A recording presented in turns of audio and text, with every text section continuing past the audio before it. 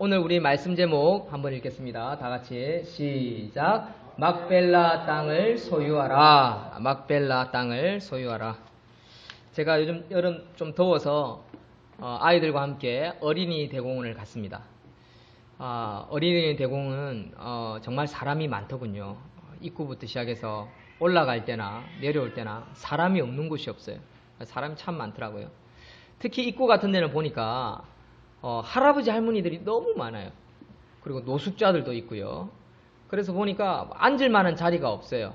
아이들과 또 이제 우리 문예나 집사나 우리 집사람은 이제 물이 좀 흐르고 올챙이도 잡고 하려고 저쪽 구석으로 가고, 저는 책도 읽고 책 원고도 쓰고 설교 준비도 하려고 따로 한적한 곳에 있었습니다. 근데 있을 만한 곳이 없는 거예요. 그래서 한 바퀴를 삥 둘렀습니다. 그래서 보니까 지금 제가 찍은 곳에 보니까 좋은 곳이 있는 거예요. 저기가 제일 약간 좀 높고 또 시원하고 사람도 없는 거예요. 근데 여기를 또 가니까 터줏대감이 하나 있더라고요. 터줏대감이 이 산고양이에요. 산고양이. 내가 저기 딱 올라가니까 저 비석 뒤에서 노란 고양이 한 마리가 소리를 내면서 오지 말라고 내보고 오지 말라고, 내 자리인데 니 여기 왜 오냐 하면서 그리고 있더라고요. 그래도 제가 저기 딱 중간에 걸터 앉았습니다. 그리고 제가 가져간 아이패드에 제가 요즘 쓰고 있는 원고를 꺼내서 다시 읽고 책을 수정하고 있는데, 뭔 개미들이 이리 많은지 개미가 막 온몸에 달라붙는 거예요.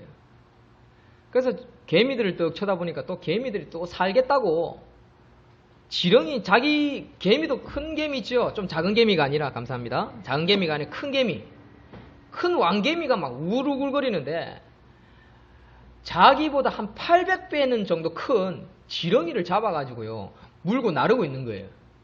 또 보니까 이거 어디서 물고 오는지 모르겠지만 한참 물고 온 것 같아요. 한 5마리가 물고 나르는데 신기한 거예요. 지보다 800배는 큰데 이 지렁이가 꿈틀거리면요 이 개미가 물고 있으면서 이리 갔다 저리 갔다 하는데도 계속 어기영차 끌고 가는데 5마리가 똑같은 방향으로 끌고 가는 거예요. 그러다가 또 개미들이 또 모여들어요. 모여들더니 10마리가 되고 나중에는 20마리가 되더니 이 애들이 물 맡아서 이건 내 먹이다 생각하고 다른 방향으로 끌고 갈 것 같은데 20마리 30마리가 돼도 이 개미들 우글우글 불더니 계속 한쪽 방향으로 끌고 가는 거예요. 그래서 내가 너무 신기해서 한참 쳐다봤어요. 도대체 어디로 끌고 가나, 끌고 갈 만한 데가 어디 있나 라고 보니까 한쪽 방향으로 가서 보니까 저 돌이 있죠. 비석이잖아요. 저 비석 갈라진 틈 사이로 결국에 찾아 들어가는 거예요. 지렁이가 한 이따만해요. 이따만한데 이거는 좀 약간 힘이 없는지 이걸 막 물고 가는데 옆에 지렁이 한 마리가 더 있어요. 약간 더 큰 거. 이번에는 이만한 게 또 기어가는데 이건 또 안 건드려요. 생생하니까. 죽을 만한 걸 갖다가 물고, 이 20마리 개미들이 막 이걸 갖다 물고서 저 바위 틈 사이로 쏙 집어넣어 버리는 거예요. 이 개미들 참 부지런하다. 나는 이거 하나 옮기는데 하루 종일 걸릴 것 같은데 한 30분인가 1시간도 채 안 돼가지고 그걸 그대로 자기 그 사이에 쏙 집어넣어 버리는 거예요. 그가 자기들이 사는 굴인가 봐요. 개미 굴. 그러니까 거기에서 자기들 식구들이 먹는 거겠지요. 그 속에는 여왕개미도 있겠지요. 개미도 이렇게 살려고 열심히 살아가는구나. 이 속에서 번성하는구나. 이렇게 생각하면서 쳐다보고 있었습니다. 근데 더 신기한 거는 제가 찍었다라는 증명입니다. 그리고 이 비석이 뭐냐니까 부산진 라이온스 클럽, 자연을 보호합시다. 1978년도에 세운 비석이더라고요. 그래서 자연보호 헌장을 써놨더라고요. 그런데 제가 여기 떡 앉아가지고 한쪽에 떡 보니까 뭐가 있냐면 이 소나무가 있는데 이 소나무가 너무 신기해요. 소나무가 옆으로 자라는 거예요. 이 소나무가 왜 옆으로 자라지? 그래가지고 이제 제가 요 밑에 여기 매점인데 매점 아주머니한테 가서 물었어요. 아주머니, 이 소나무는 신기하네요. 어떻게 옆으로 자라지요? 라고 물으니까 그거 태풍이 와서 넘어졌는데, 오래전에 넘어졌는데 살아있네요 하는 거예요. 살아있더라고요. 옆으로 딱 자라는데 살아있어요. 생생하게. 보통 이제 소나무, 저는 나무에 대해서 잘 모르는데 나무가 죽으면 좀 시커멓고요. 잎도 저렇지 않잖아요. 그런데 생생하게 살아있는 거예요. 이 나무도 생명이 있구나라는 생각이 들었습니다. 저 소나무도 뿌리 내린 곳에 살려고 하는구나라는 그런 깨달음이 저에게 왔습니다. 근데 사실 동물, 곤충, 나무, 생명은 있습니다만은 사실 영혼은 없습니다. 영혼은 없습니다. 어떤 영적인 의지를 가지고 살려고 하는 것은 아닐 것입니다. 하나님이 자연 만물을 그렇게 만들어 놓았기 때문에 저게 사는 거겠지요. 그런데 저는 이 자연의 아름다운 아주 신기한 모습을 보면서 나는 어떤 의지로 무슨 생각을 하고 또한 남은 생애를 무엇을 준비하며 살아가고 있는가라는 그런 생각을 다시 한번 해보게 되었습니다. 그러면서 제가 준비하고 있는 말씀이 가슴에 와 닿았습니다. 오늘 여러분들이 읽은 말씀은 보면 아브라함이 이제 나이가 꽤 됐어요. 137살. 사라의 나이가 127살. 살 만큼 살았죠. 정말 장수했습니다. 그런데 사랑하는 아내가 죽었습니다. 그런데 그 아내를 위해서 장사를 준비하고 있는 내용입니다. 아브라함은 사랑하는 아내를 위해서 장사를 준비하고 있는데 성경은 그 장사를 준비하고 있는 내용을 세세히 기록하고 있습니다. 왜 그럴까? 다른 사람들은 잘 기록하지 않는데 왜 하나님은 성경을 통해서 아브라함이 사랑하는 아내 사라의 장지를 준비하고 또 섬기는 그런 모습들을 기록하는 걸까라고 생각을 하며 성경 말씀을 다시 한번 자세히 읽어 내려갔습니다. 사랑하는 성도 여러분, 우리 한번 성경을 한번 살펴봅시다. 아브라함은 가나안 땅에서 마지막 생을 보내는 가운데에 땅을 준비하고 있습니다. 그리고 이곳에서 마지막 생을 보내고 있습니다. 근데 사랑하는 성도 여러분, 마지막 생은요, 누구나 가는 길이죠. 죽음으로의 순례의 길은요, 모든 사람이 밟는 길입니다. 우리가 사랑하는 자들이 죽고요, 우리 역시 결국 죽게 됩니다.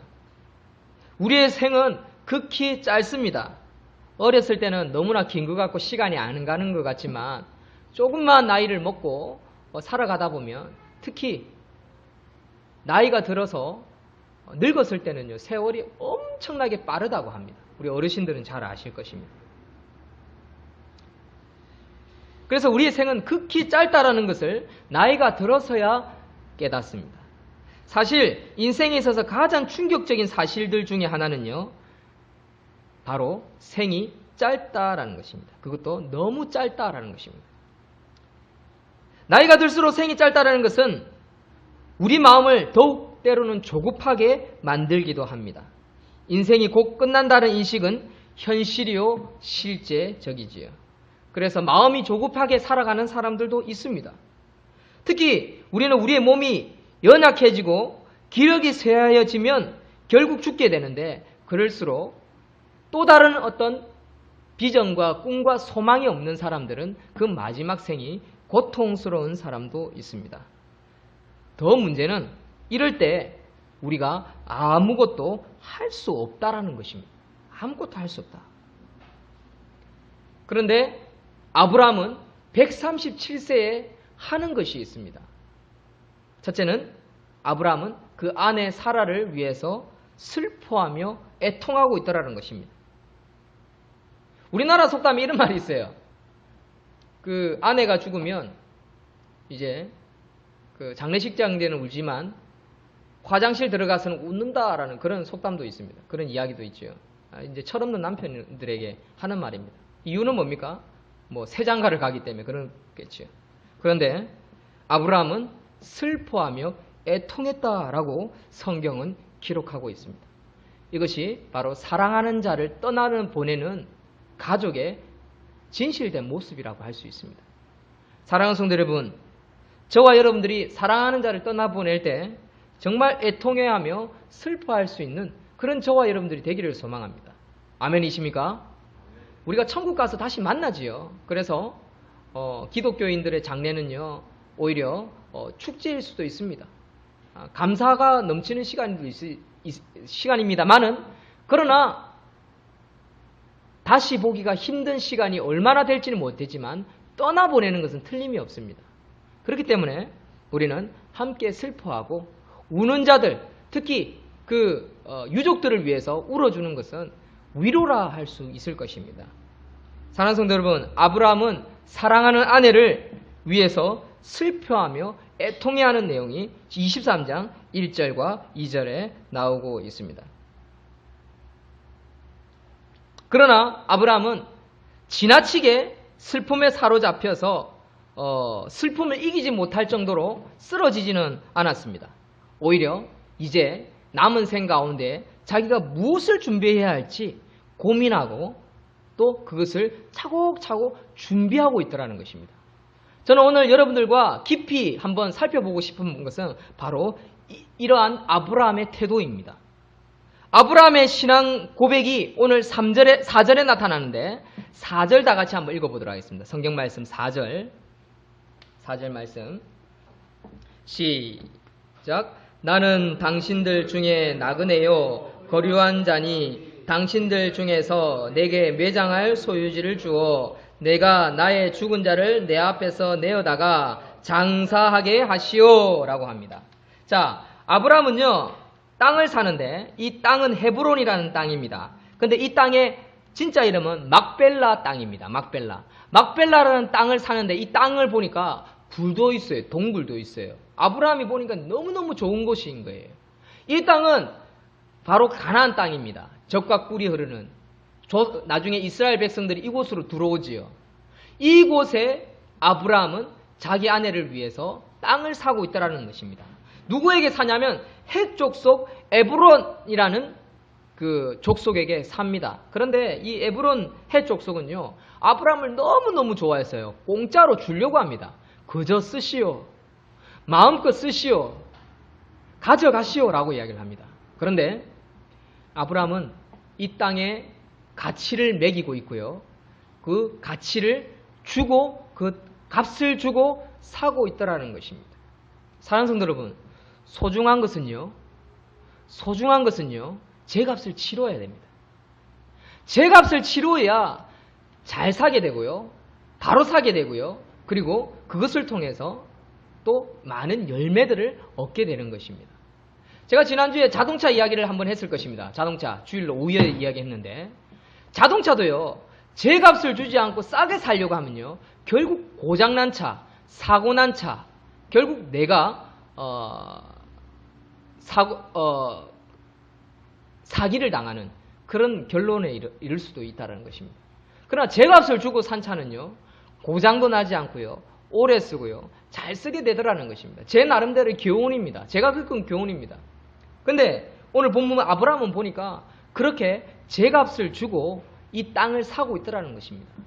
그저 가져가라고 하는데 값을 치릅니다. 왜 값을 치를까요? 이 땅은 너무나 소중하고 또한 자기 가족들을 위해서 준비하는 것이기 때문에 그렇습니다. 이 땅은요, 나중에 사라만 묻히는 것이 아니라 아브라함 자신도 묻히고요, 아들 이삭도 묻히고요, 이삭의 아내 리브가도 묻히는 땅입니다. 나중에 야곱도 묻힙니다. 야곱의 아내 레아도 묻히는 곳이 바로 막벨라 굴입니다. 소중한 것인 것입니다. 그래서 아브라함은 이 땅을 신앙 고백으로 구합니다. 어떻게 구합니까? 영원한 집, 소망을 가진 땅으로서 이 땅을 돈을 주고 산다는 것입니다. 그것을 어떻게 알 수 있느냐? 4절을 통해서 알 수 있는데, 원래 아브라함은 어떤 사람이었습니까? 나그네였죠. 나그네, 떠돌이였습니다. 그리고 이 땅의 이방인이었습니다. 자기 고향 땅이 아니었습니다. 그런데 이 땅을 소유하기 위해서 값을 치르고 있더라는 것입니다. 사랑하는 성도 여러분, 여러분들이 정말 소중한 땅, 영적인 것, 정말 하나님으로부터 얻고 싶은 것이 있습니까? 그러면 값을 치룰 수 있는 저와 여러분들이 되시기를 주의 이름으로 축원드립니다. 여러분들의 시간, 여러분들의 물질, 여러분들의 인생, 값을 치르는 것만큼요, 그것을 소유하고 차지하고 나중에 후손들이 영원히 거주하는 땅이 된다라는 사실입니다. 저는 이 사실을 믿습니다. 저는요, 믿지 않는 가정에 태어나서 또 믿지 않는 가정 가운데 부모님이 다 떠났습니다. 그리고 혼자가 되었습니다. 신앙생활을 했지만 신앙생활을 통해서 내가 무엇을 얻어야 할지 또 얻는 것이 무엇인지 알지 못했습니다. 그러나 저는 신앙생활을 하면서 영적인 유산을 얻었습니다. 하나님, 내가 네 앞가를 끌고 폐허지를 줍고 구두 닦기를 하는 일이 있어도 신앙을 버리지 않고 내 자녀들만큼은 믿음으로 가르치고 믿음으로 세워가고 믿음으로 성실히 살겠습니다 라고 저는 진짜 신앙의 본질을 깨달았을 때 그 진리를 얻었습니다. 그리고 그 값을 치르고자 목회자의 길을 선택했습니다.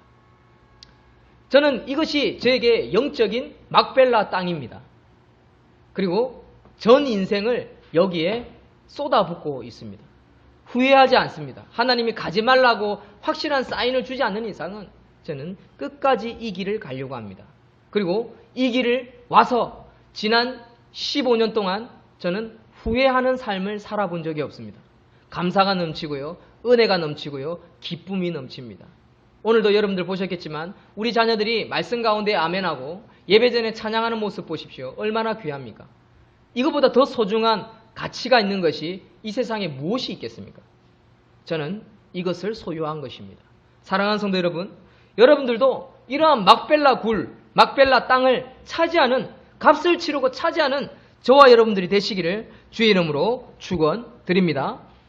두 번째는 아브라함이 장례를 치르는 데 있어서 절차를 모범적으로 치러 가더라는 것이요. 대충 싸게 넘어가지 않더라는 거죠. 해족소가 의논을 하면서 자신을 방백으로 부르면서 5절부터 보면 7절까지 예의를 갖추고 감사하면서 장례를 치르고 있더라는 것입니다. 여러분, 이스라엘에게 있어서는 여자는요, 숫자에 포함도 되지 않습니다. 가치 없는 존재죠. 아브라함이 그래도 족장이지 않습니까? 추장이지 않습니까? 족장으로서 그냥 아내의 죽음, 또 다른 아내들이 있지 않습니까? 대충 넘어갈 수도 있습니다.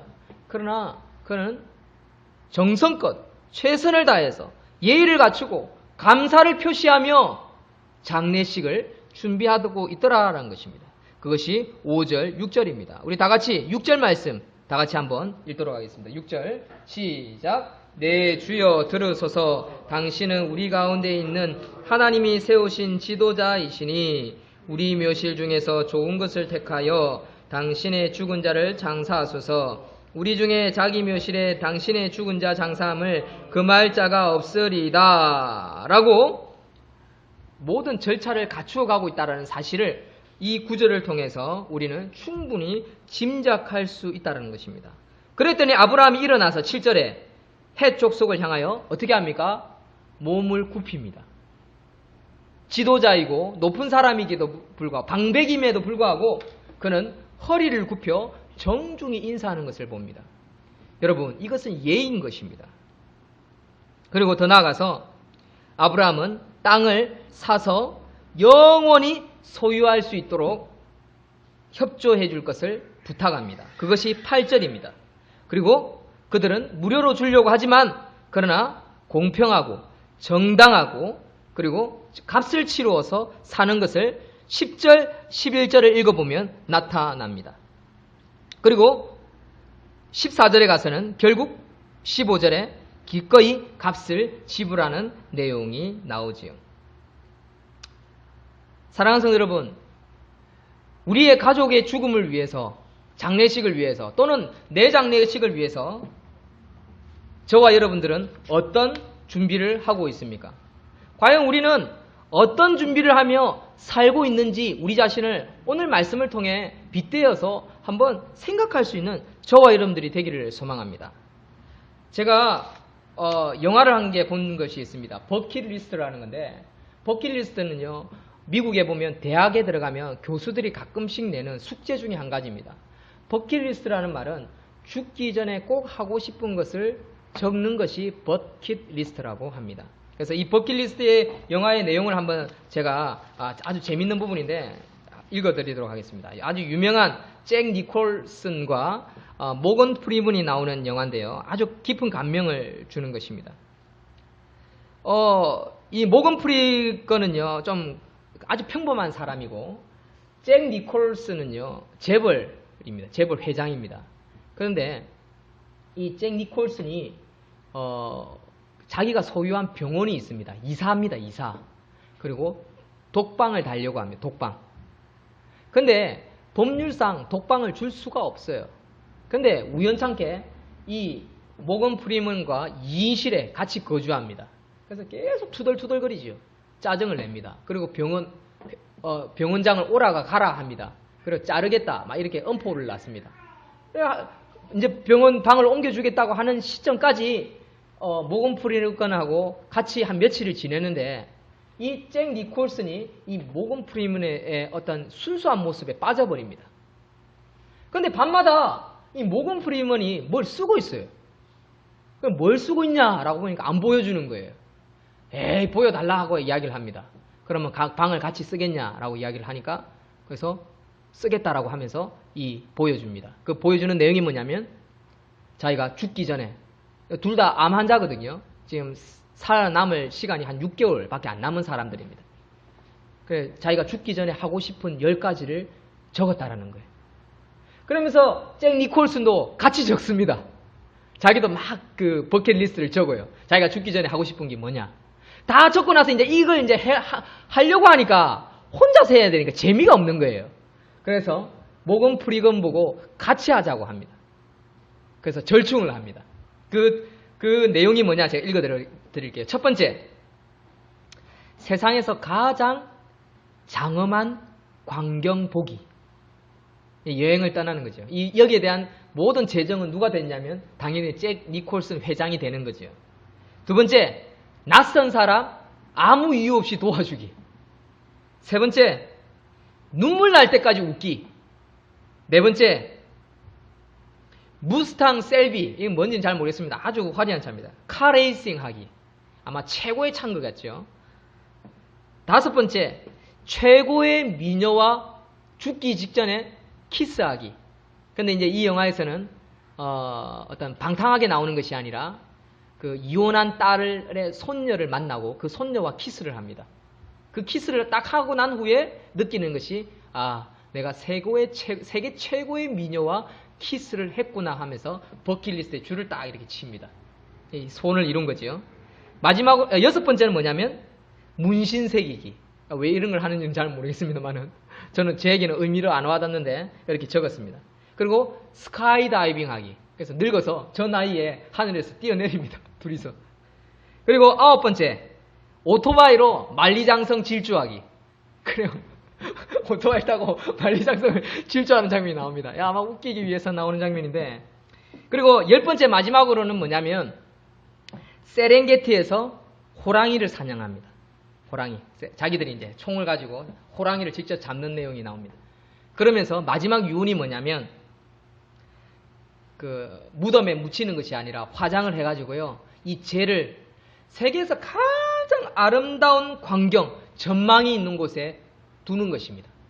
그러니까 깡통 속에 재를 담아가지고 자기 2명의 재를 담은 깡통을 세상에서 가장 아름다운 전망이 있는 곳에 놔달라라는 것이 마지막 유언입니다. 그래서 에베레스트 산 꼭대기에 묻히는 내용이 이 영화의 마지막 장면입니다. 저는 이 영화를 보면서 깨닫는 것이 있습니다. 마지막을 아름답게 보내야겠구나. 정말 멋지게 보내야겠구나. 그런 생각을 하게 되었습니다. 한번 여러분들도 마지막을 어떻게 보낼 것인지 한번 좀 적어보고 기도할 수 있는 저와 여러분들이 되었으면 좋겠습니다. 그것이 이 영화가 저에게 주는 교훈이었습니다. 아브라함은 이 마지막을 어떻게 보내고 있는지 함께 나누고 싶습니다.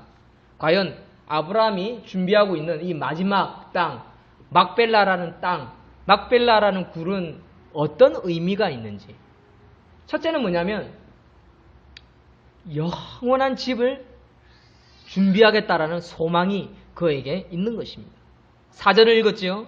4절 말씀에 그 내용이 이 속에 담겨져 있는 것입니다. 우리 온 가족이, 온 후손이 영원히 거할 집을 준비하겠다는 것입니다. 그것은 바로 천국을 소망하면서 이 땅 가운데 후손들에게 보여주기 위한 하나의 유언, 묘비라고 할 수 있는 것입니다. 그 조상 아브라함을 보면서 그 조상 아브라함이 믿었던 그 하나님을 바라보게끔 하는 의미가 이 속에 담겨져 있는 것입니다. 그래서 아브라함은 값을 치루어서 이 막벨라 땅을 준비하고 있는 것이지요. 두 번째, 이 막벨라 땅의 의미는요, 사랑하는 자를 위한 준비였습니다. 특히 사랑하는 아내를 위한 준비였습니다. 사랑하는 성도 여러분, 저와 여러분도 사랑하는 자를 위해서 마지막 생애를 준비해 줄 수 있는 그런 저와 여러분들이 되었으면 좋겠습니다. 아까도 제가 말씀드렸지만 저는 우리 자녀들을 위해서 남겨주는 유산은 땅이 아닙니다. 돈도 아닙니다. 저는 믿음이라는 유산을 남겨주기 위해서 목회자의 길을 선택을 했습니다. 저는 아직도 후회하지 않고 있고 오히려 감사가 더 넘치고 있고 하나님이 한 번 더 생일을 살면 뭐 할래? 라고 하면 이 길을 다시 한번 그때는 좀 더 다른 방향으로 한번 가보고 싶은 그런 마음을 가지고 있습니다. 사랑하는 자를 위한 준비. 여러분, 저와 여러분들이 사랑하는 자를 위해서 뭔가 준비해 줄 수 있는 저와 여러분들이 되기를 소망합니다. 마지막으로 세 번째, 막벨라 땅의 준비는요, 후손들을 위한 준비입니다. 이 땅이 어디 있었다고요? 가나안 땅에 있었습니다. 이 가나안 땅은 어디입니까? 이스라엘 백성이 영원히 거주할 땅입니다. 하나님이 함께 하시고 이곳에서 나라를 번성시키는 그런 땅입니다. 그 땅을 누가 준비했다고요? 아브라함이 준비했다는 것입니다. 조상 아브라함이 준비했다는 사실입니다. 그래서 지금도 이스라엘 백성들은 아브라함을 잊지 않습니다. 아브라함은 잊지 않습니까? 아브라함을 따르는 이슬람 교도들도 아브라함을 못 잊지요. 아브라함이 자기들의 조상이라고 믿지 않습니까? 세계 3대 종교, 이슬람, 천주교, 기독교, 불교까지. 불교는 사실은 종교라고 볼 수 없어요. 이건 무신론자들이니까. 하나님을 믿지 않는 거죠. 동일한 하나님 아브라함을 섬기고 있어요. 동일한 아브라함. 신기하지 않습니까? 또 다른 신이 하나 더 있을 만도 한데 특별한 신이 없어요. 이것은 무엇을 의미합니까? 역사, 아브라함이 그것을 증명해 주고 있기 때문에 그렇습니다. 결론을 맺겠습니다.